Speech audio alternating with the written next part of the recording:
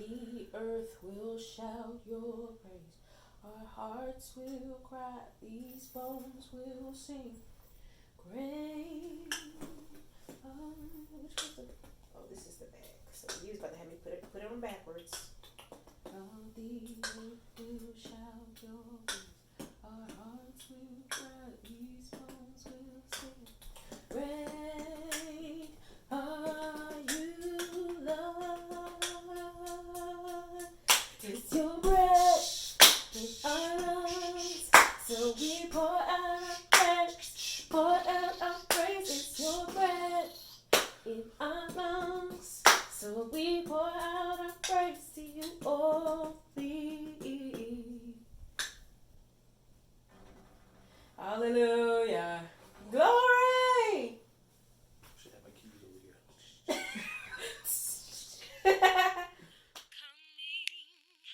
I'm still inspiring, and I'm still inspiring while I'm becoming. It's the season of becoming. What's up, guys? It's Ange. Ange Inspires. I just want to be me and inspire you. And as you can see, my favorite guest is here. Jaquan. Say hey to the people. What's up? Jaquan. Hey. Not Jaquan. Okay. Okay. Well, we back, as you can see, for another video. And we're talking about becoming connected still. Y'all bearing with me, so I appreciate y'all, because I have not been doing a video all the time, but that's okay. But my honey is here, and I was like, you want to do a video? He was like, yeah, so we gonna do a video. And so today we kind of wanted to talk about our journey, or part of our becoming connected journey is navigating the distance, because some of you, well, you should know, because our first two videos, I feel like we talked about how we weren't living in the same place, but we live in two different cities right now, and so for 2 years, it's not 2.5 yet, almost though, but 2 and some change.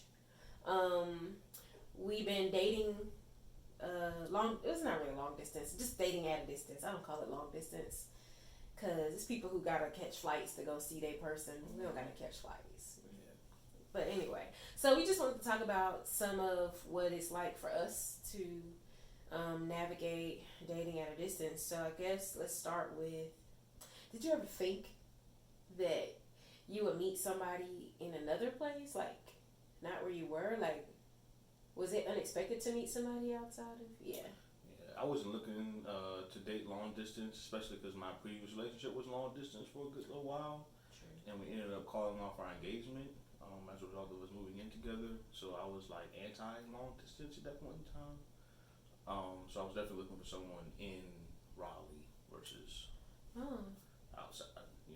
If as you all heard in one of the previous videos, if I was going to be dating again, it wasn't going to be for long distance type of stuff.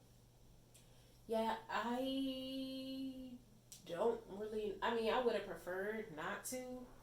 Like, if I could choose, because physical touch is one of my love languages, so I want to be able to hug somebody when I want to. You know what I'm saying? Like, see somebody. Even with my friends, like, I prefer to see my friends in person rather than like talk on the phone, and because I like hugs. And I like just to be able to touch shoulder. Like, I just like to be able to like feel you. I do, like, don't I? It be random times I don't care if he holding my hand, I just want my shoulder to touch his shoulder sometimes. Because I just like to know that you're there, So, yeah, distance, it wasn't like a non-negotiable type thing where I would never. It wasn't like that. It just was like, my preference was, shoot, I want to meet somebody here. But I think also in my mind, I was in the mindset of, I feel like I thought I was going to always end up with somebody I already knew. Like, I don't know why, probably stuff I heard around, like, ooh, it's common that people from this blah blah blah. I don't know. They be saying sometimes this happens, and so I was like, oh, maybe somebody I used to mess with will turn their lives around, and we'll both have this redemption story, a come to Jesus story, and then we come together. And of course, that didn't happen.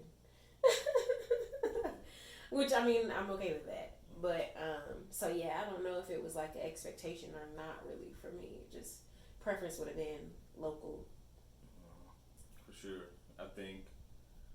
A similar vein, one of my biggest love languages is acts of service, and so how do you serve actively in a virtual environment, or an environment where you can't see each other physically. So Yeah. Okay, that's a great segue. So, how have you been able to navigate the whole love language thing with us being at a distance? yeah, I think physical touch is difficult, if not impossible to do it at a distance.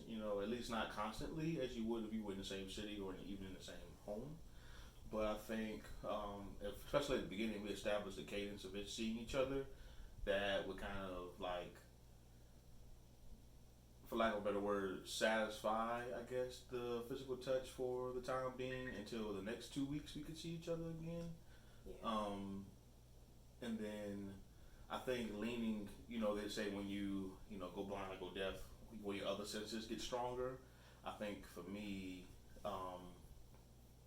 thinking about it now, my other love languages kind of stepped in to um, supplement the one that I couldn't get right now. You know what I'm saying? So where it wasn't necessarily acts of like actual service, like washing dishes or folding laundry, or whatever you want to consider acts of service, it was still stuff I found to be very loving and caring. So like Angie would remind me to drink water, stuff like that. That shows that she still cares and appreciates me and all that good stuff. And then Angie is also very affectionate in the way she speaks to me as well. And so it wasn't in my like top three when I did the love languages, but the words of affirmation thing kind of jumped up, I guess, due to the distance.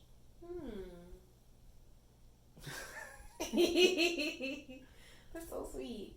Yeah, I think for me, my love languages is quality time and physical touch are like tied. And what one thing I was gonna say, because we both share physical touch as a love language, doing that, dating at a distance and trying to date guys away for the first time is such an interesting journey because in the past, physical touch would look like sex. And really care about the other stuff. Right. And so it actually kind of stretched my perspective on physical touch because I don't think before I cared about my shoulder touching. You know what I'm saying? But now intimacy looks like I just want to know you're there and I want you to know I'm there, even if it's just me rubbing shoulders with you. And then like with sex not on the table, like learning how to get the physical touch cup filled without crossing the boundaries. And not to say boundaries have not been crossed, because we human, okay?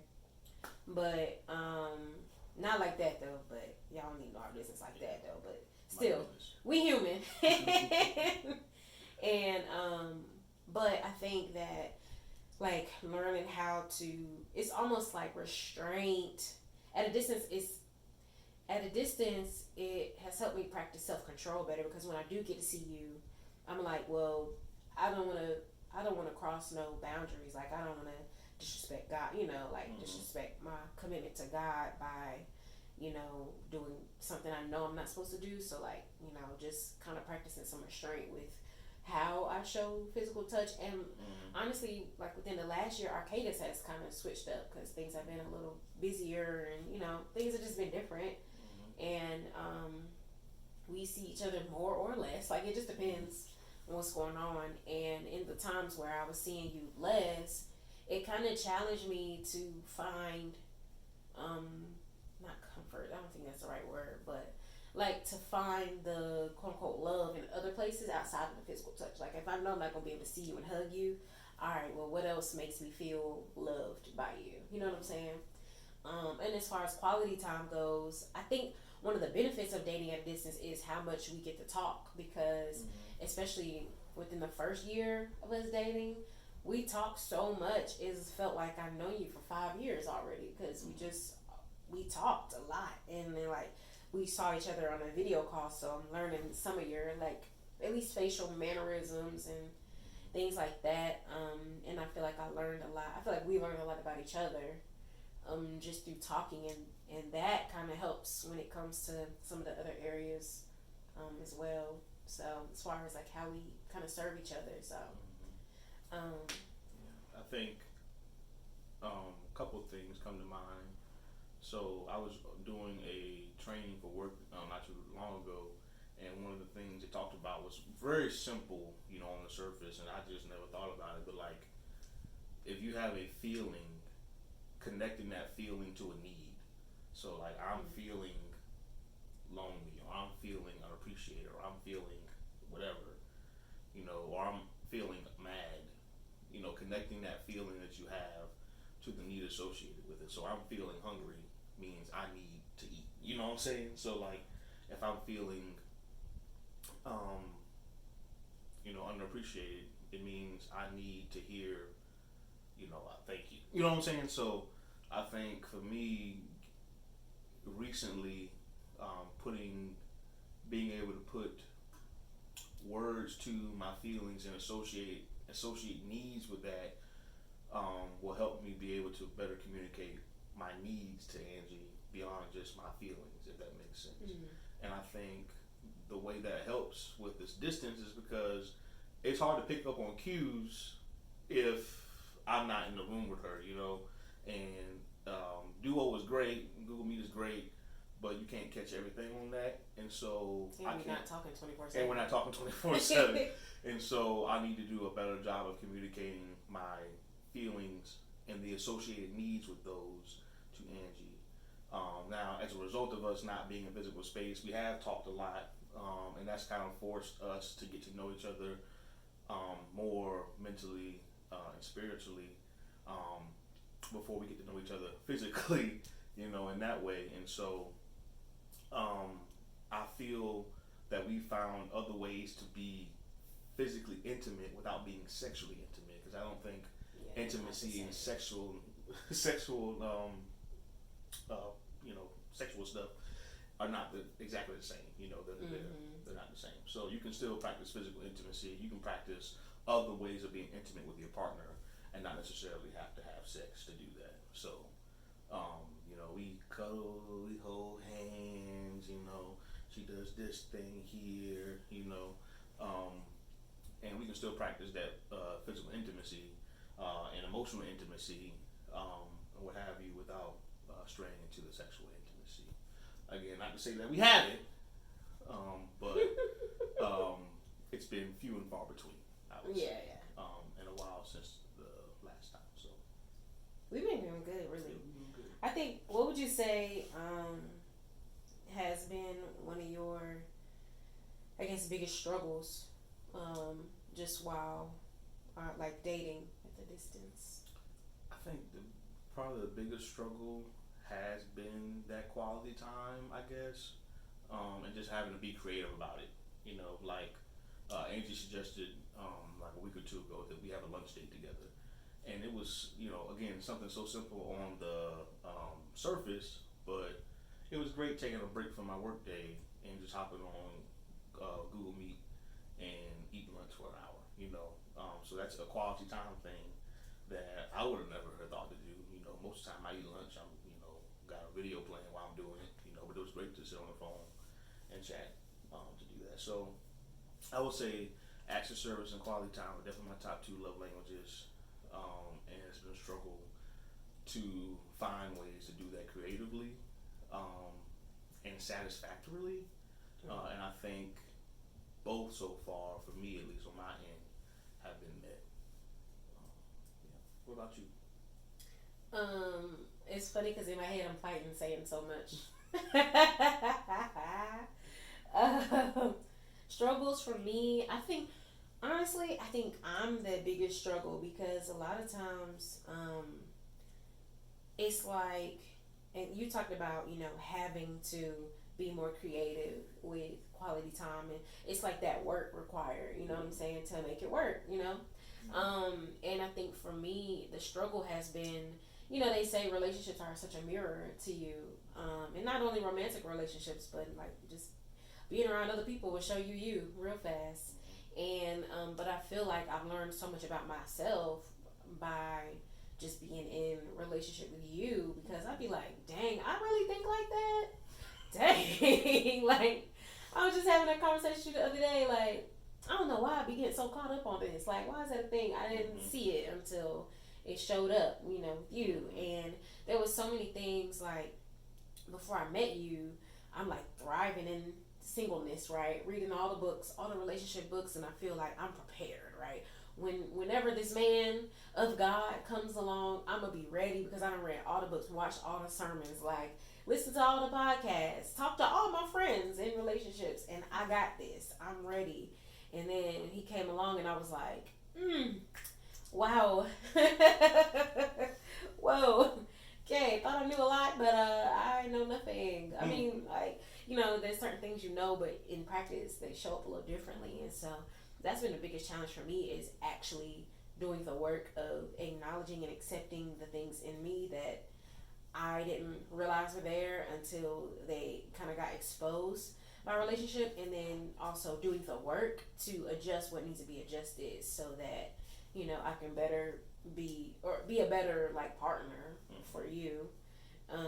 So I think one of the things that being at a distance has really helped with has been communication, and being able to like talk through issues or conflicts without it becoming argumentative or inflammatory, and it being us versus each other. You know what I'm saying? So like, and I tell people this all the time. Like, I'm not telling you that Angie and I never disagree or that we never have different ways of viewing things, but I think we've gotten to the point now where it's never worth arguing about it, and it's much easier for us to gain understanding if we're not trying to win. So and there's sometimes we're just like, you know what, okay, that's fine. Okay. That's fine. Like Angie, I swear to. What you say? It was one time I did something. I was like, okay. Oh yeah, that was and Angie was like, what was that? What you mean? What does that mean when you do that? And I was like, what you talking about? Oh yeah, I know what you're talking about. I was like, what you talking about? And she was like, when you do that, what does that mean? I said, what do you think it means? And she went on to explain exactly what it means. I was like, yeah, that's exactly what that means. It means I don't agree with you. I think it's stupid. But I'm not going to tell you that. I'm just going to move on because it's not worth it to me. And I feel like if we hadn't had set that precedence for open and honest communication, that could have been an argument. That could have easily been something that could have got us hung up for the rest of the night. Instead, we laughed and joked about it. You know what I'm saying? So, yeah. Because I be paying attention. I really do. I be like, when you do that, I think that means this. And most of the time, I be kind of right. Like, a lot of times, I'm right. It's a few times you're like, no. But majority of the time, I be right. I like, hey, when you do that, there's this thinking base you have. Or like, when you do that, okay. I be like, see, that means something. And I know it does. And so, yeah, but that's part of communication, too. Okay. What would you say would be some things that have been helpful? Well, I know we mentioned some already, but like, what would be some other, maybe some unexpected things that have been helpful for you? I think, so Angie doesn't do it so much now, but used to send me videos and podcasts and stuff that she'd be listening to. And one day she asked me, she was like, do you listen to those? And I was like, not really. I do sometimes. But she sent me one not too long ago. I want to say it was a couple months back. And it was from the basement. And in it, Tim Ross said, you can't starve your flesh without feeding your spirit. Something to that effect. And for me, I've thought about that in so many different applications, I guess, now. So thinking about, like, my flesh wants to come over here and have sex with me. Let's be honest.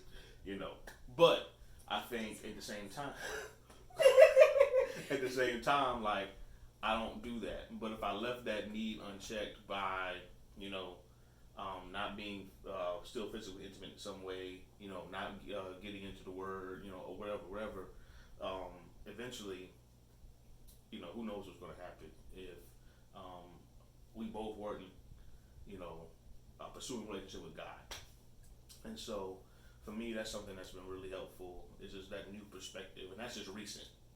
Um, but looking to address the need that's there and fill the need some other way and feed my spirit as well. Something else I think that's been um, more like helpful that was kind of unexpected was, I think, the distance. To be honest with you, I've said this already, but like the distance has been kind of helpful because Seriously. again, it really forced us to get to know each other more intimately through speaking. And like we probably told y'all in the first video, like Angie and I started talking about really deep stuff the first time we ever had a conversation. Yeah. And that same pattern kind of has woven itself throughout our relationship. And so being that open and vulnerable with somebody in our first meeting is not something I would have ever done in a normal circumstance. But I think set the precedence for that type of transparency, and not something I would normally have done. So Love that. I was like, ooh, clutch pearls, Jaquan. I mean, it's being real. People want the real. They want the real deal. I ain't gonna dress it up. You ain't never lied. Especially with our past. Yeah. It is what it is. My testimony on YouTube in the public, so I mean, it is what it is. For me, I think what has been unexpectedly helpful has been, I don't know. I want to say like using different, or maybe creativity. I'll put it like that, in the umbrella of creativity, because like I remember when one time we were actually together in Raleigh and you showed me the Uno app. And then when we got home, we figured out we can play Uno together, like, and it's small, but like it's also quality time virtually because we could be on the phone and playing Uno together, so we still get the like jump talking and like, oh dang, or so we get to like celebrate each other, and I don't know, we just get to have fun together in like ways that I wouldn't have thought about if we was always in the same room. And a lot of the dates, like we've done dinner dates, we've done the lunch date, like we'll cook on the phone together. One time we cooked the same meal together with the meal kit, and that was really fun. And we've continued to find new ways to just explore what dating can look like for us. I also think something helpful for us has been, like, as much as we have quote unquote done our research, like as much information as we've gathered, I think one thing that's been helpful is kind of being rebels to like what everybody's saying, like, oh, dating has to look this way, or even in the Christian spaces of like dating God's way should look like this, and I feel like our journey has been like, I don't feel like I'm being led that way. We can do something different. It's cool. I don't need to look like them. We can be us. We can just be us. That's cool. I think that's been helpful. I think naturally I'm kind of a rebel in my own right. So I love going against the grain. When everybody says do this, I'll be like, but I want to try something else. And so I think like that kind of mindset of like, we'll take wise counsel, but I feel like wise counsel, and we have, I'm not saying we be out here like, no to everybody's advice, but I feel like we do a good job of kind of like going with where we feel like the flow is going, and then hearing other advice and taking like what they be saying, like you can nope, it just left me, yep, just left me. I can see the visual, but the words aren't coming to me, which is crazy. I see it in pictures, but I can't find the words in my brain to say it. But basically taking what we need and leaving the rest. You know what I'm saying? And so I've appreciated that because it doesn't feel like we rely on other people's opinions that much. Like we're not really swayed that much by other people's opinions on what they think we should be doing. Like, it's just kind of like we kind of go with God. Hey, that's so old. Oh my gosh, grandpa. But yeah, I enjoy that about us because it's a lot less pressure. Trying to conform to black love, yes, but it's also Angie and Jaquan. So, and God, Angie, Jaquan plus God. So, yeah, I think that's been most helpful. Yeah. So I feel like we covered a lot. We covered like the navigating dating. Wait, how did you feel when we first met and we found out we were in two different cities? Like, do you remember what you felt? Like, what your response was? When we first met, you mean? Like when we found out we lived in two different cities. I don't think it was anything to me at that point in time because I didn't know what we were going to end up being. So I was like, we could just end up being friends, and that's cool, So, but I think as we got more serious, whatever the case may be, it definitely was like something in the back of my mind, like, am I going to be willing to do this again? Yeah. I don't know. For me, it didn't throw off any red flags. But I mean, I liked you kind of early. We're not gonna get into them stories. Woo-hoo-hoo! But I liked you pretty early on, and it didn't come. I don't remember it being like oh man, it's not gonna work out. Cause in Raleigh, like a 2.5 hour drive is nothing. Cause I mean, I drove an hour and a half back and forth to Greensboro. It's nothing but an extra hour. And then our first date, we met halfway. So I was like, if anything, I mean, we'll be able to compromise.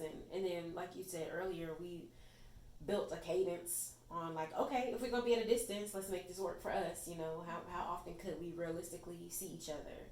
And it's changed, but we haven't, or we continue to prioritize making sure that we see each other. It's not like guess I'm not going to see you for a month. It's like, oh, no, I need to see you. When we go, how are we going to make this work?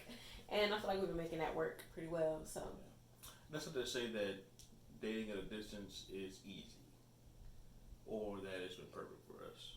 But the steps we've taken, the strategies we've used, the lessons we've learned have made it easier for sure. Yeah. It's like I want to I want to do the work to figure it out. You know what I'm saying? Like, because I think in my mind, because now as things are getting a little more serious, and I'm like, okay, I mean, well, marriage been on the table since jump. Like, I feel like we both came in like, I'm trying to be married. I want to be married.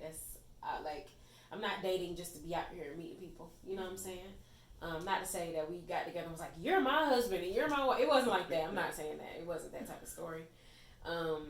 But I think it was just as we got into talking core values and things like that, it just was like, I could see myself doing life with you, and that's something I desire. And so now as things are getting more like, wow, wow, I feel like that time is approaching.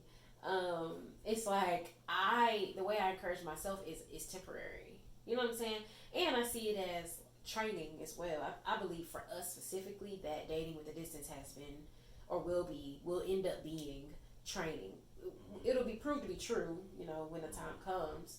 But I really believe like with what we're called to do individually, there's training that I needed to not be codependent on him always being around me. Because like if you listen to my testimony, I talked about with intimacy, I always thought it needed to look a certain kind of way. Like I always need to be up under you, or I always need to have you with me, or whatever, It's like these abandonment, rejection things, But what I've learned, like dating at a distance, is like we can still be close and at a distance. Like you don't love me any less, because you didn't come over this weekend. I'm learning how to not feel some type of way if he don't call me one day. I be telling him, don't call me. If you tired, go to bed. Don't call me. You peopled out today. hey, just text me. Like, hey, let's just play Uno later, or like, chill out, relax. Like, and I've learned a lot just from that. So to me, the distance feels like preparation. Like if you have to be away traveling to do stuff, I'm gonna be okay if you're gone for a week, cause I done went months, well, a month, and not seen you. You know what I'm saying? So yeah, my perspective has shifted on that.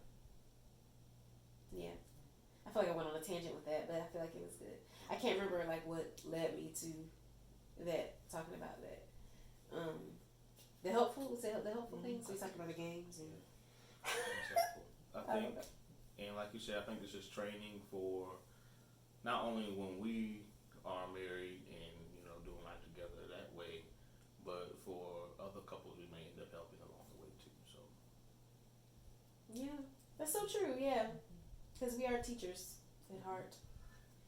Yeah. So, I think that was good. You think that was good? You got anything else you want to say to the peoples? Okay.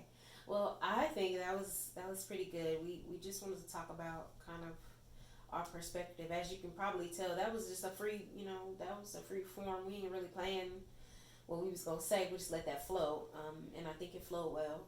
And yeah, if you are dating and maybe you have some distance, or if you're dating and there's no distance, I hope that there's something you can take away from our discussion, our conversation. Discussion sounds so formal. Our conversation, our dialogue, and yeah, I hope this was helpful. And again, like we don't got it all together and we don't know everything, but I just think that there's a lack of voices from people who are in the dating stage and trying to do it God's way before marriage. You know what I'm saying? Like that between singleness and marriage piece.